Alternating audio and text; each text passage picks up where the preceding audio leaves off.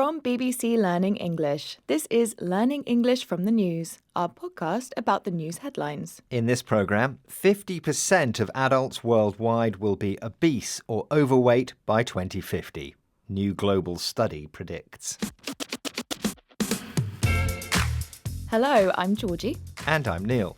In this programme, we look at one big news story and the vocabulary in the headlines that will help you understand it. You can find all the vocabulary and headlines for this episode, as well as a worksheet on our website, bbclearningenglish.com. So, let's hear more about this story. More than half of all adults and a third of children, teenagers and young adults around the world are predicted to be overweight or obese by 2050. The findings come from a new study of global data covering more than 200 countries, published in The Lancet, a well-known British medical journal.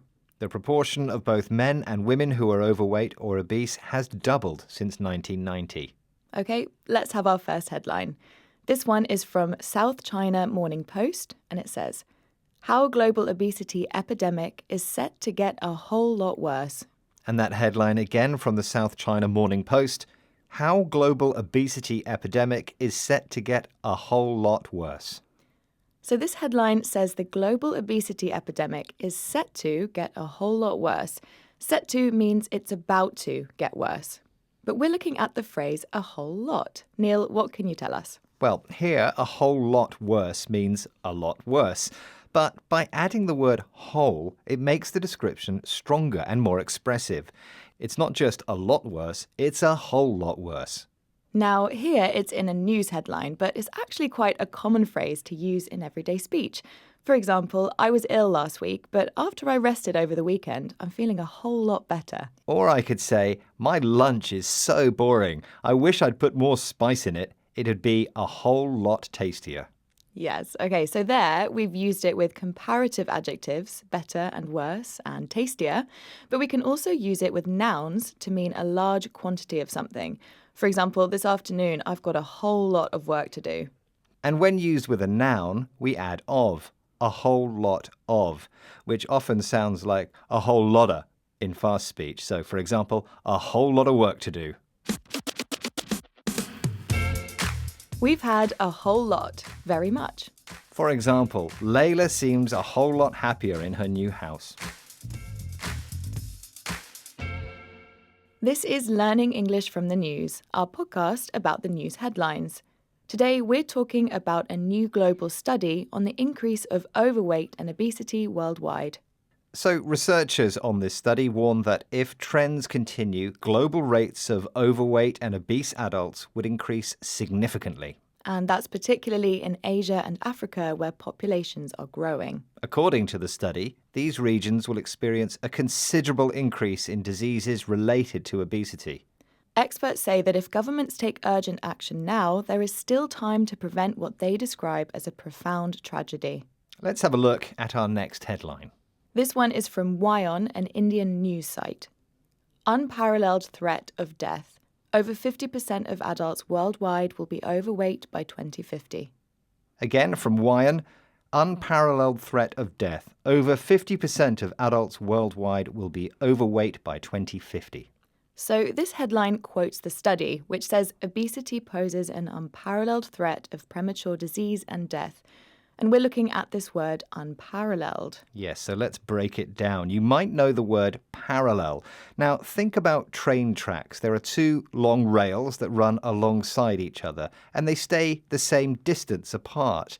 We call that parallel. Those rails are parallel. Yes, the two track lines are the same or equal. So if something is unparalleled, it means there's nothing running alongside it. Nothing can compare. It has no equal. And here, the study says obesity is an unparalleled threat, meaning it's a bigger or more serious danger than anything we've seen before. You'll often see unparalleled to emphasize that something is completely unique. For example, the athlete's performance was unparalleled in the history of the sport. No one compares. And as we've seen, unparalleled can be used to describe anything unique, whether that's positive or negative. So an unparalleled threat is bad, but an unparalleled performance is good. We've had unparalleled. There's nothing like it. For example, I'm sad to hear about the singer's death. Her voice was unparalleled. This is Learning English from the News, our podcast about the news headlines. Today, we're talking about an increase in global obesity. As we heard earlier, the study looked into obesity trends in more than 200 countries. In terms of raw numbers, China, India, and the USA will be the countries with the biggest populations of overweight or obese people by 2050. And we have a headline here about obesity trends in the UK. It's from The Sun, a newspaper in the UK. Shocking number of Brits who will be obese by 2050 revealed in damning study. That headline again from The Sun.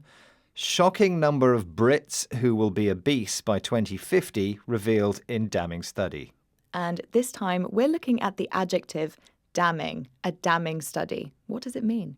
Well, damning comes from the word damn, which originally had a religious meaning, to say someone is going to suffer bad things forever, such as go to hell. Now it has a more general meaning. If something is damning, it shows something in a very negative way and strongly criticizes it. So here the study is damning because its findings are extremely negative and suggest a big problem. We often see the word damning when something exposes something bad. For example, a common combination is damning evidence. The politician is facing damning evidence in court. That means the evidence is making that person look very guilty. Now, be careful with the pronunciation of damning. It's spelt D-A-M-N-I-N-G, but that first N in there is silent. You only hear the M sound. Damning, not damning. We've had damning. Indicates something is very negative. For example, The Critic gave the film a damning review. They said it was the worst movie of the year. That's it for this episode of Learning English from the News. We'll be back next week with another news story. Did you know you can find a worksheet to help you practice the vocabulary from this episode on our website, bbclearningenglish.com. And check out our brand new video series, The Pronunciation Lounge, to help you with your listening and speaking. It also comes with a worksheet. Find it on our website. And don't forget to check us out on social media. Search for BBC Learning English. Goodbye for now. Goodbye.